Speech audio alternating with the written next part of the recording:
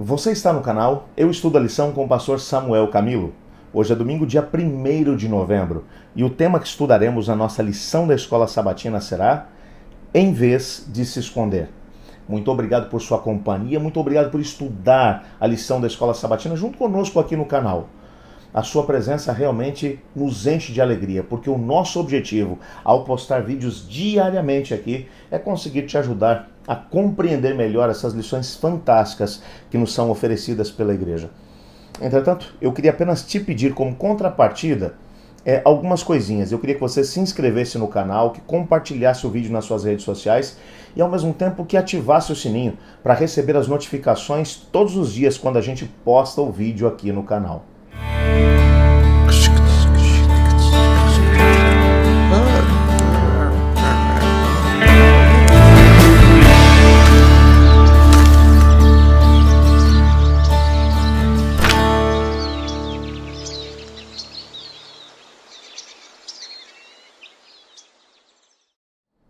Gênesis no capítulo 3 vai nos explicar aquilo que acabou acontecendo quando Adão e Eva tomaram a decisão de poder pecar.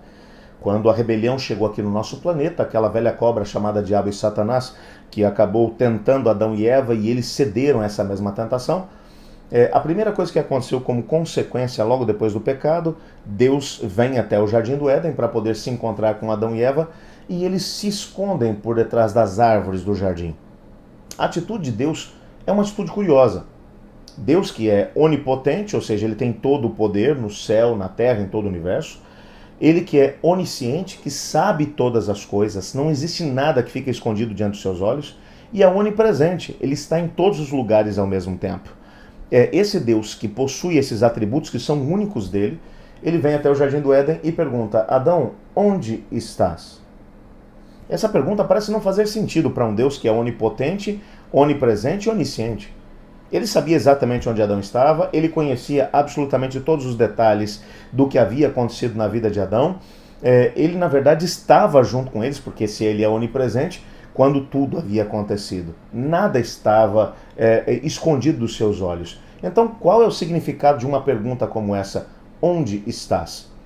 O objetivo dessa pergunta não era para que Deus obtivesse uma informação, mas era para poder fazer com que Adão e Eva, que agora estavam envolvidos num contexto de rebelião, para que eles compreenderam como é insano tentar esconder-se de um Deus que é onipotente, onipresente e onisciente. Eles realmente tinham dificuldade de poder perceber aonde o pecado os havia colocado. O fruto não era um problema por si só, não era um fruto venenoso. Não é porque eles comeram do fruto que agora uma propriedade venenosa dentro do fruto os levaria à morte. O problema não era o fruto, era o acordo que estava envolvido com o fruto. Enquanto vocês não comerem do fruto, vocês estarão dizendo que querem que eu domine sobre vocês, que o meu plano seja uma realidade na vida de vocês. No momento que vocês comerem, vocês estarão dizendo que querem que o princípio da rebelião norteie a vida de vocês. E qual é o princípio da rebelião? É uma liberdade sem qualquer tipo de responsabilidade. É a liberdade para fazer tudo o que você quer, na hora que você quer, sem se preocupar com as consequências.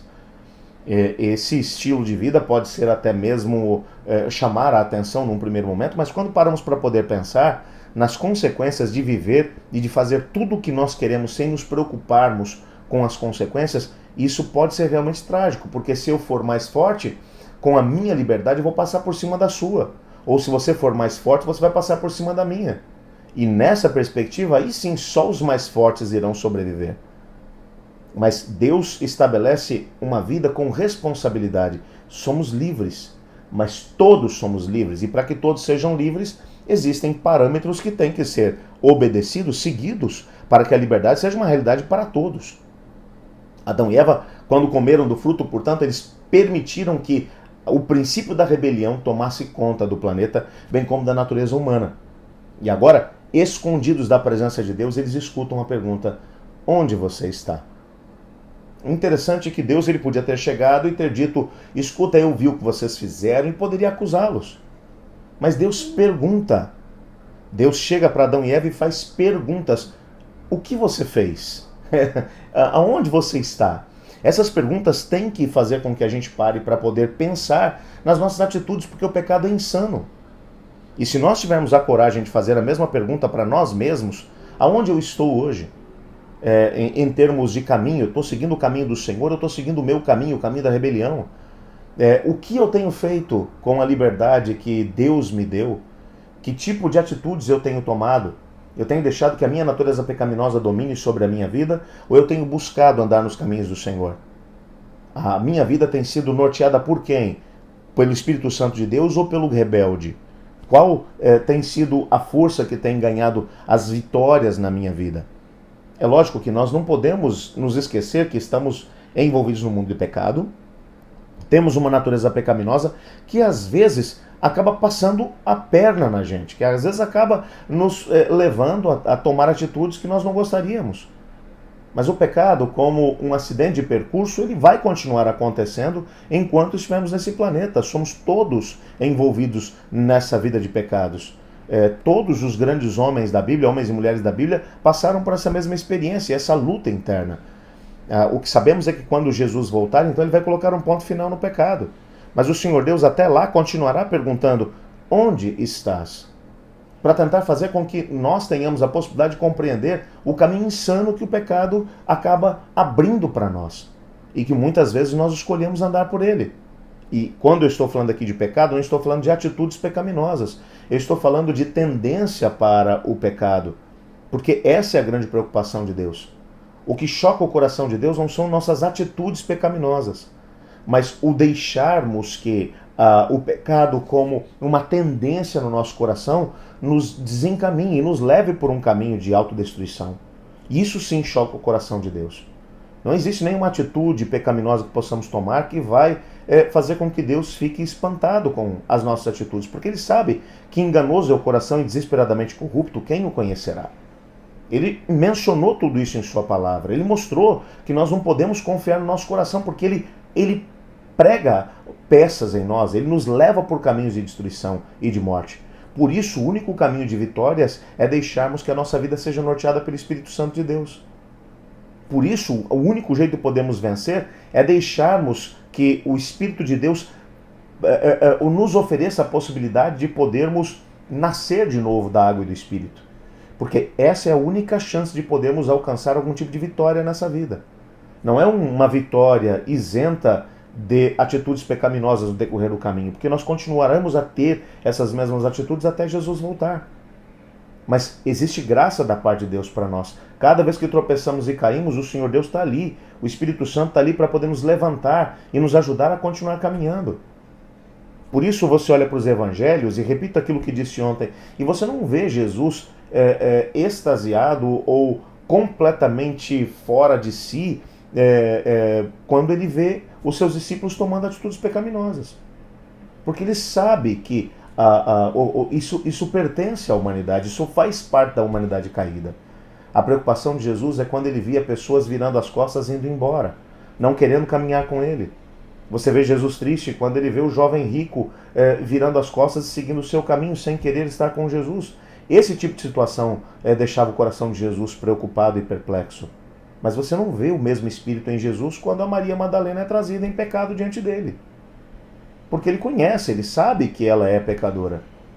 Mas, ao mesmo tempo, ele está de braços abertos, pronto para poder recebê-la, independente das suas atitudes pecaminosas. Toda pessoa que quer caminhar com Deus, que entende, que consegue responder a pergunta de Deus, onde estás? Quando o indivíduo diz, eu estou num caminho de perdição, eu estou num caminho de pecado, mas que quer se entregar a Cristo Jesus, e Jesus estende a mão e diz assim, então vem comigo por um caminho de vitória. Eu tenho as vitórias para você. Eu vou te erguer dessa vida de pecados.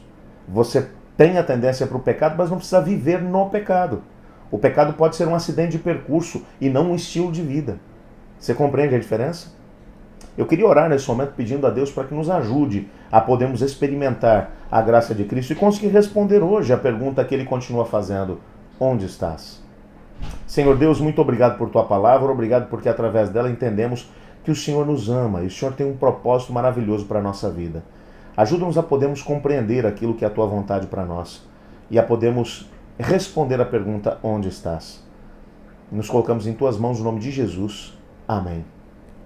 Ainda antes de poder terminar o estudo da lição de hoje, Eu só queria aproveitar para poder falar um minutinho a respeito dessa camiseta, da camiseta do Eu Estudo a Lição. Eu tenho recebido muitas mensagens de pessoas que têm perguntado, pastor, como é que eu faço para conseguir uma camiseta dessa? Olha, essa camiseta na verdade foi um presente de uma camisaria de uns parceiros nossos lá de Curitiba, a Adriana e o Cláudio. Eles são donos de uma camisaria chamada PGD. Então eles me deram essa camiseta de presente, eles produziram como um presente para mim. Se você quiser adquirir a camiseta, eu vou deixar o contato deles aí, nesse momento está passando aí na sua tela. Você pode fazer contato com eles através do WhatsApp, que eles vão passar para vocês todas as informações. Eu não comercializo a camiseta, ok? Eu só estou mencionando para vocês que eles são parceiros nossos que nos deram de presente essa mesma camiseta e estão disponíveis para poder oferecer a vocês ou para poder negociar com vocês a mesma camiseta, tá ok? Eu estudo a lição. E você?